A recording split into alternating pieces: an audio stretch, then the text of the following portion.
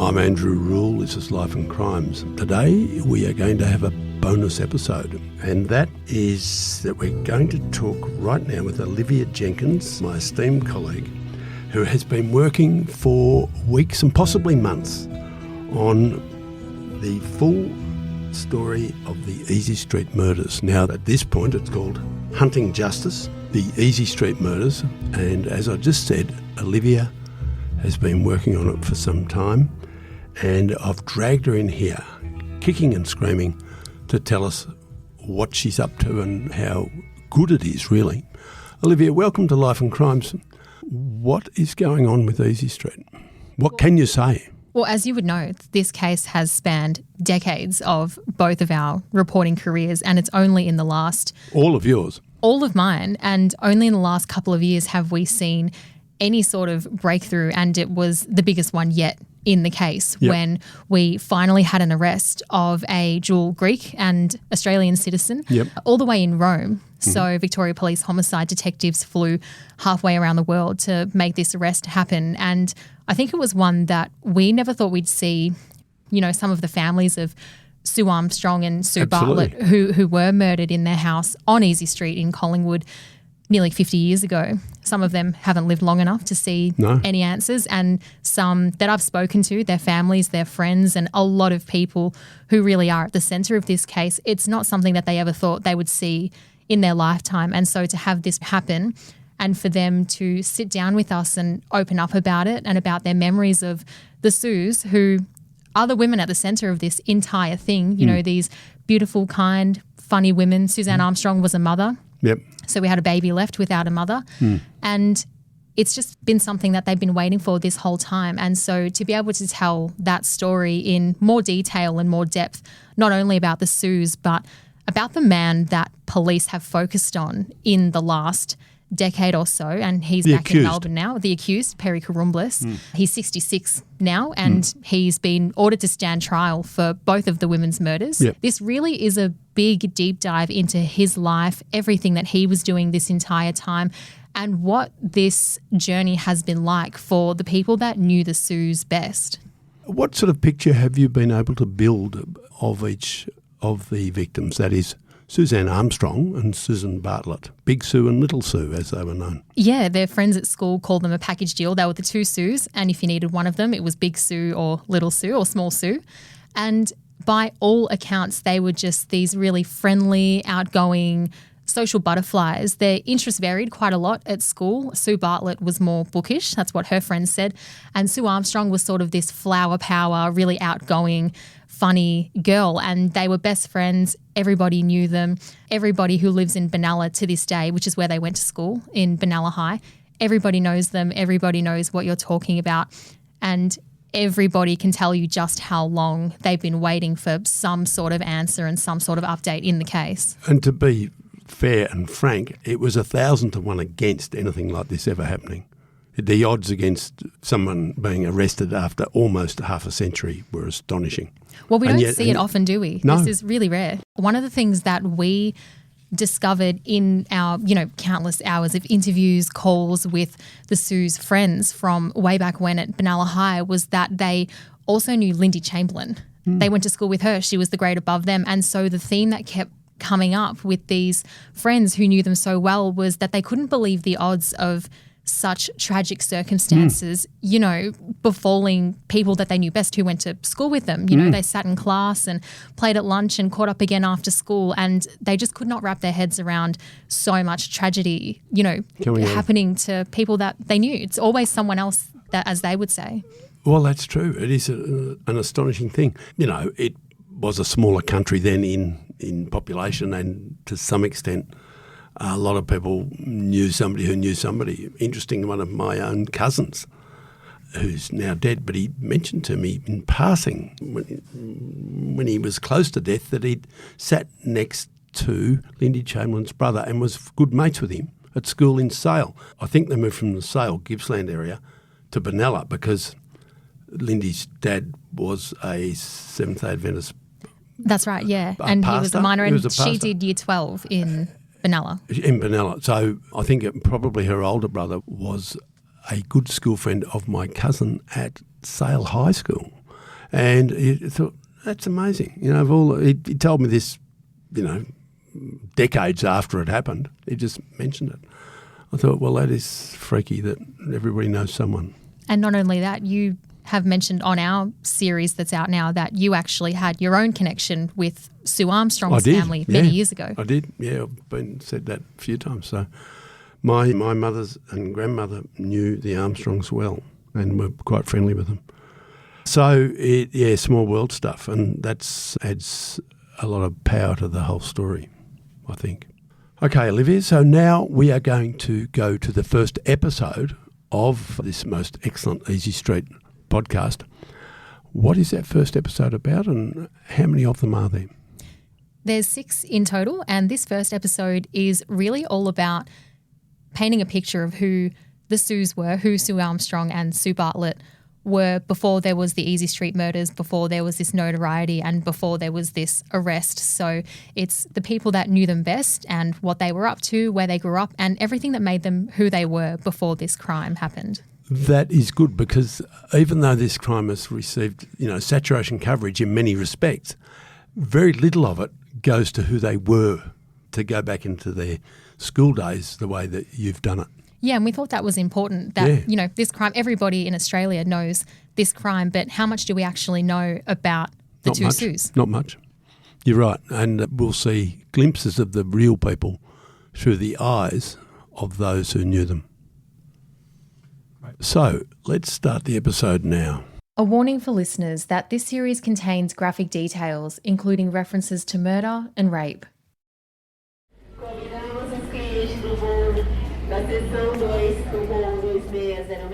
It's a manhunt. Up to 180,000 passengers fly in and out of Rome's main airport every single day. But on this day, Italian police are chasing just one man. Their target, one of Australia's most wanted. He's just landed in the Italian capital on a flight from Athens. The police are scanning the faces of every single passenger getting off that flight until they see the person they're looking for. It's September 2024, and it's the biggest breakthrough in one of Australia's most horrific unsolved murders.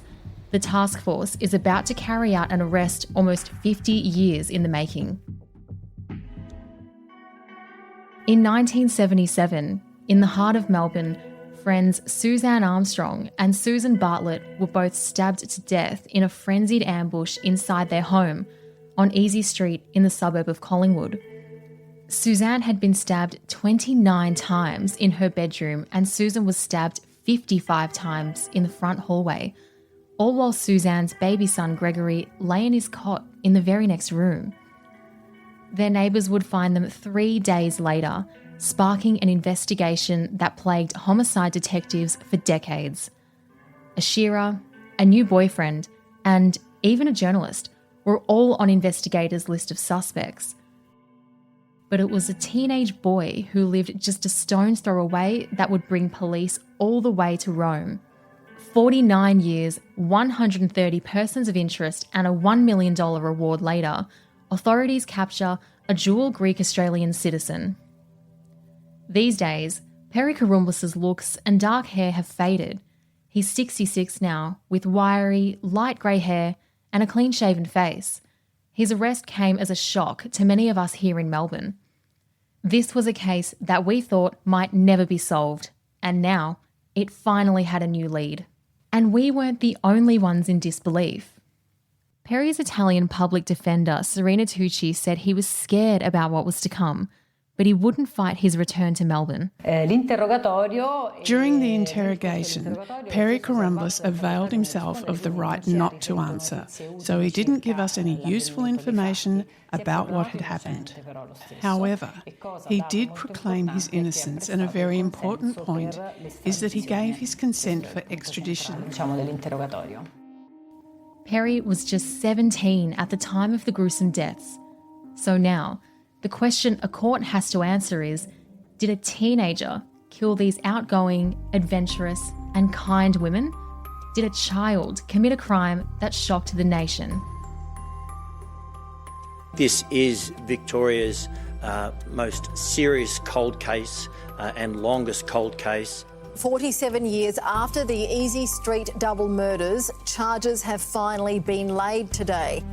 Right now, the main suspect in one of Australia's most notorious double murder cold cases is in the air on a flight back to Melbourne. Perry Kurrumblis fronted court today, charged with 2 counts of murder and 1 count of rape. My name is Olivia Jenkins, and I'm a crime reporter at the Herald Sun. And this is Hunting Justice, the Easey Street murders. We'll take you behind the murder investigation, the gruelling DNA search to find Suzanne and Susan's killer, and into the rough and grunge Collingwood of the late 70s. This is every new detail about the case and the inside look into the lives of the 2 Sues you've never heard before, from their friends who have never spoken, until now. And you'll also learn all about the man who is now accused of their murders. The 2 Sues were so much more than the trail of brutality and heartbreak that defined their horrific deaths, and more than the reason we've come to know their names so well over all these years. Their stories start much earlier, and much further away from Melbourne than that fateful night in 1977.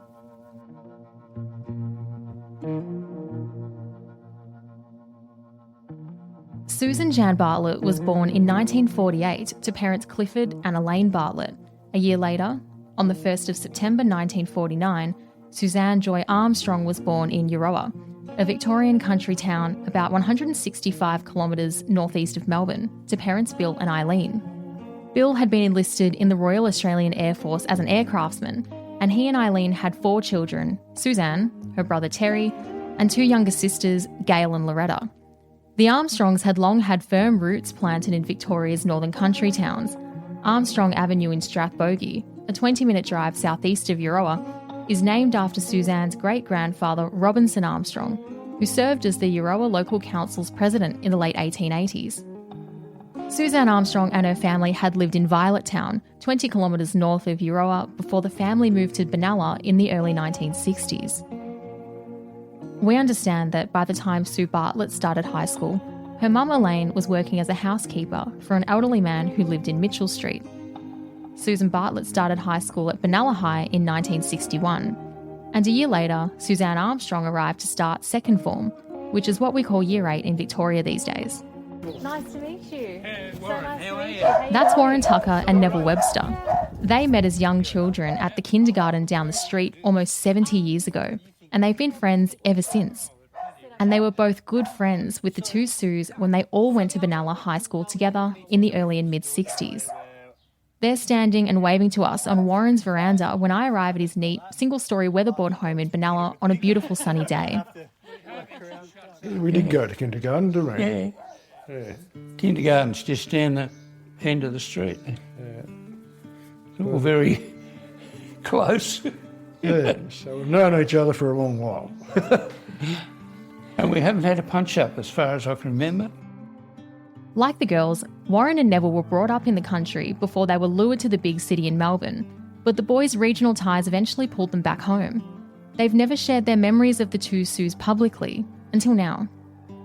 The Armstrongs lived in the east end of Benella, and Sue would wave to her dad Bill as he drove past the school gates in his old Mercedes. Both of the Sues, we used to call them the 2 Sues. If you wanted to differentiate between the 2 of them, they were Big Sue and Small Sue.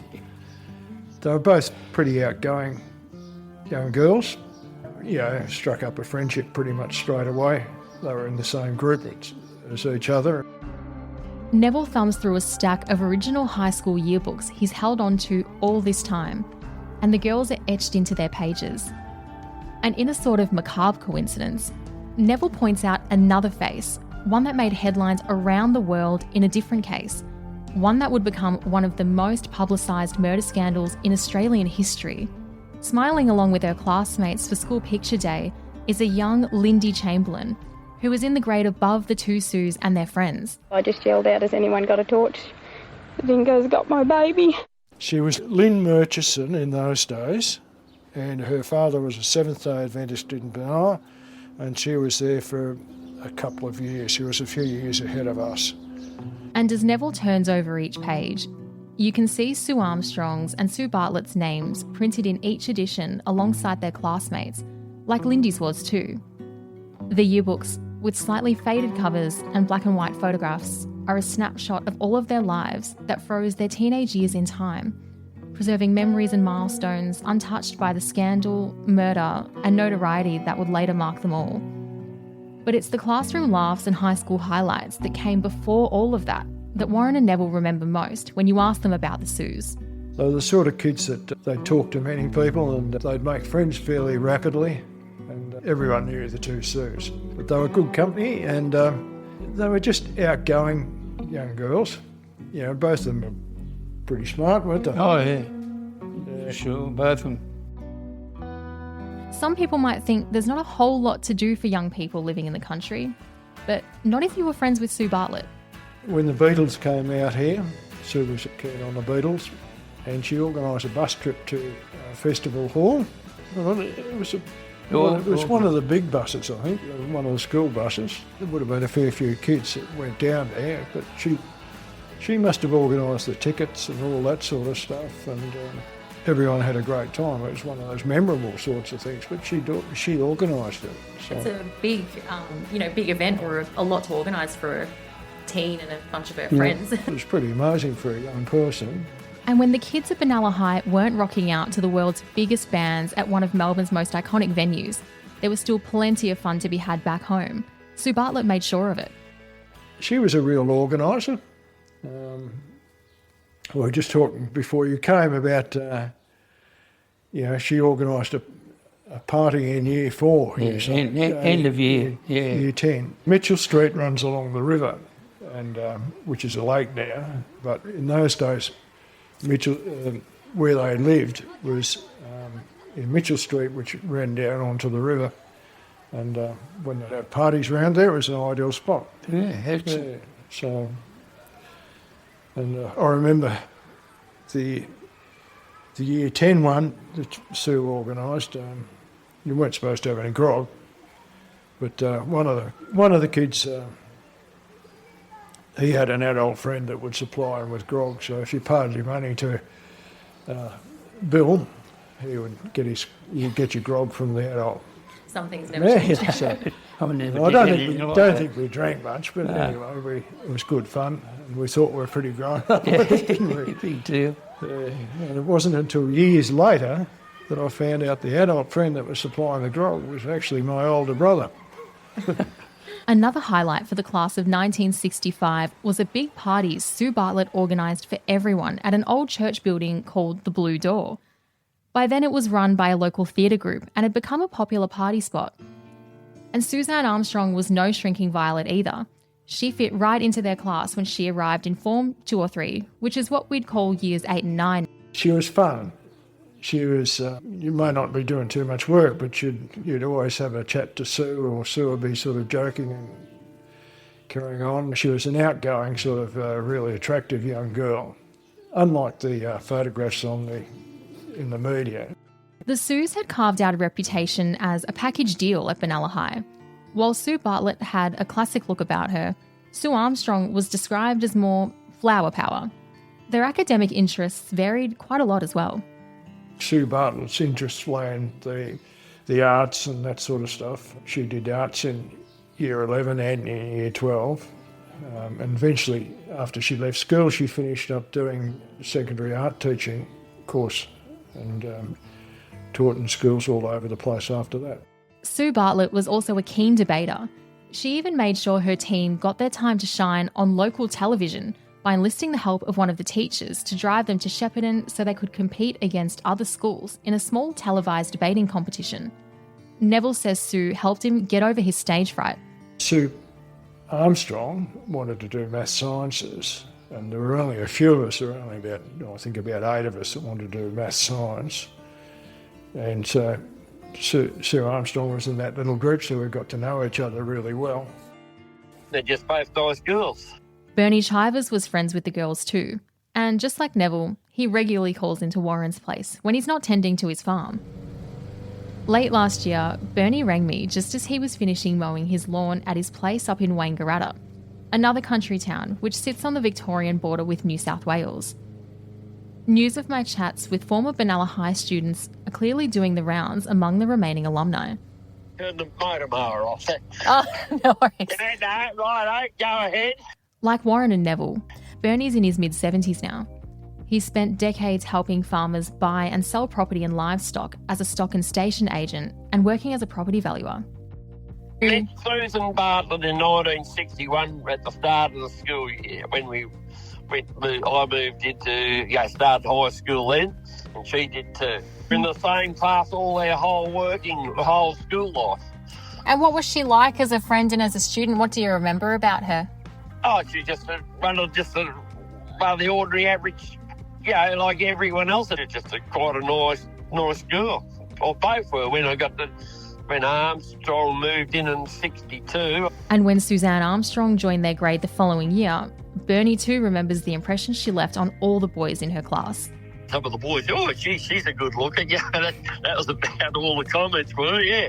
When Susan Armstrong came, she was a very, very attractive young girl when she came. Well, she's about 13, might have been 14 when I first moved. So she was very, very, extremely attractive, she was.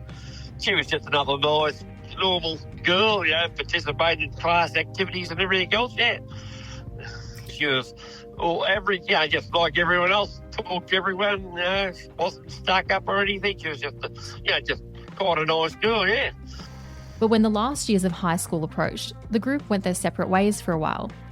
Neville switched to Wangaratta High School to continue his science studies. Not that there were many school buses running that way. I used to hitchhike to school on a Monday morning and hitchhike again home on the way home. But probably not what you do these days. Probably not the safest thing these days. Oh, well, you wouldn't have done it, though. In those days, it was, pretty common. Pretty common, yes. For Suzanne Armstrong, I mean, it was probably a bit awkward for her to sort of get accommodation in Wang, and I don't think the family were, all that flush with money. So she decided she'd drop out of school at that stage. As life often does, it took the two Sues and their Benella friends in different directions as their senior years of high school neared. Warren and Bernie left school to start working, while Suzanne and Susan entered their final school years. Like Sue Bartlett, Neville studied to become a teacher, and he spent many years working in Victoria's education department. But life also has a funny way of bringing people back together. Warren and Suzanne's paths crossed again, this time all the way down in Melbourne. She worked down the end of Thistlewade Street, and it was down the city end of Thistlewade Street, and she often went to Friday, South Melbourne Market, get into the dimmies at South Melbourne Market. Some context here. Warren's not just talking about any dim sims. These cricket ball-sized dimmies are famous in Melbourne. They've been around since the 40s, and they're often suggested as a go-to for tourists.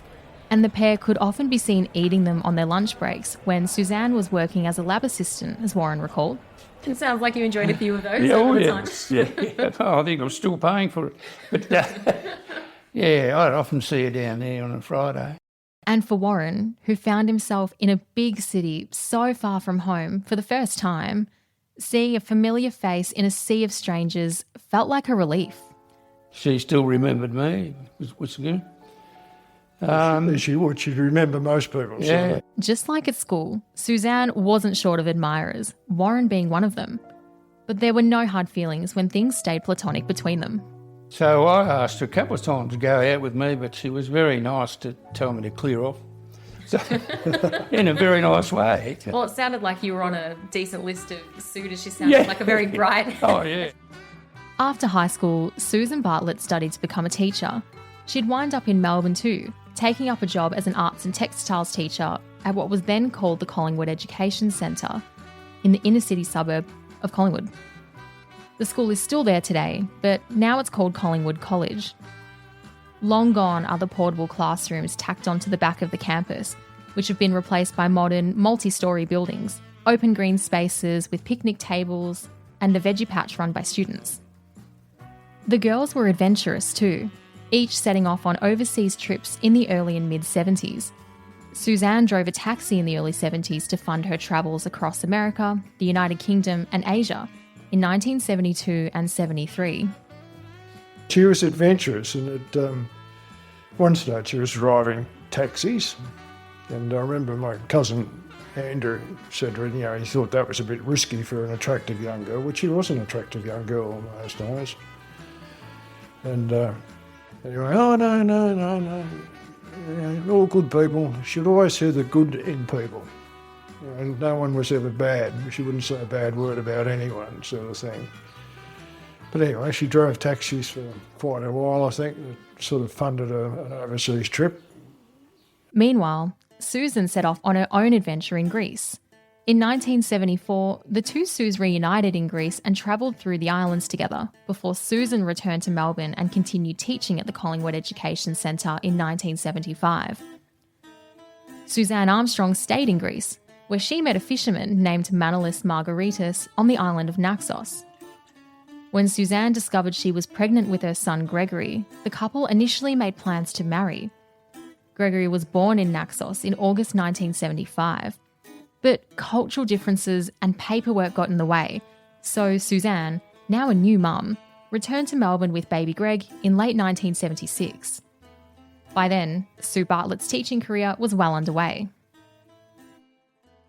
When she wasn't teaching, Sue Bartlett often drove back home to Benella on the weekends to visit her mother Elaine and younger brother Martin. Neville remembered Sue talking about her brother often because the pair were close, and when she'd arrived back in town, she did it in style. Sue always used to talk very favourably about Martin, and he was the apple of her eye when she was good. And in those days, I remember she must have come back up to Benella. I was in Melbourne too, but come back for the weekend to Benella every now and again. And she was driving a little TR3 Triumph sports car, convertible. Very flash, very cool. And she was which was, typical her. You wouldn't just buy an ordinary old Corolla or something like that. She bought something a bit fancier than that. And I remember she took me home in the TR3, which was pretty special. I thought that was great. So I don't think I had a car at that stage even, but she was all right. With both of the Sues and Greg now back in Melbourne, they eventually decided to move in together. In October, they rented a single-storey workers' cottage in Collingwood at 147 Easey Street. The house still stands today. It's a stone's throw away from the Victoria Park train station, remember that for later, and Collingwood's main retail and cafe precincts on Johnston and Smith Streets. And just 4 blocks away, a teenage Perry Korumblis was living in a house in Bendigo Street with his parents and 2 brothers. The Korumblis household was just a 250-metre walk from the two Sues' house on Easey Street. For more information about where these locations are, links are in the description of this episode. Suzanne was devoted to Greg and wanted to earn enough money to support him. She worked odd jobs, including a casual stint as a cleaner at a doctor's surgery, and received what was then called, in a sign of the times, an unmarried mother's allowance from the state government. The girls seemed to be enjoying their new setup. Their neighbour, Robert Sellers, who lived 2 doors away, told our newspaper in 1977. There was no noisy parties, but the music was always loud. Robert, like quite a few people in this story, has passed away, making voices from the time few and far between. And when you hear their words, they'll be voiced by actors like his were. The two Sues had come a long way since their small-town country upbringing. They'd seen the world, and now they were ready for something bigger. But settling there after their trek from the country and their overseas adventures landed them in the middle of an underbelly that was thriving in their own neighbourhood. In just a matter of weeks, their new beginning would come to a brutal end. In the next episode. The black eyes, it was he's got these hooded eyes, and they're quite black and sparkly. It is said by some that there was nothing you could not buy from the Collingwood Housing Commission flats, including machine guns. This show is hosted, researched and written by me, Olivia Jenkins. It was produced, edited and written by Jonty Burton. Our video producer is Daniel Coates. Our graphic designers are Kirko Dwyer and Sean Lee. Geordie Atkinson is our executive producer. You can find all of our coverage of this case at huntingjustice.com.au. You can also find every article, video, and episode of this series, as well as the crime stories Melbourne cares about most, by joining our Facebook group, Herald Sun Crime and Courts. If you have questions, feedback, or something you think we should know, get in touch with us anytime. Our email address is heraldsuncrime@news.com.au, or you can contact me securely. Those details are in the show notes.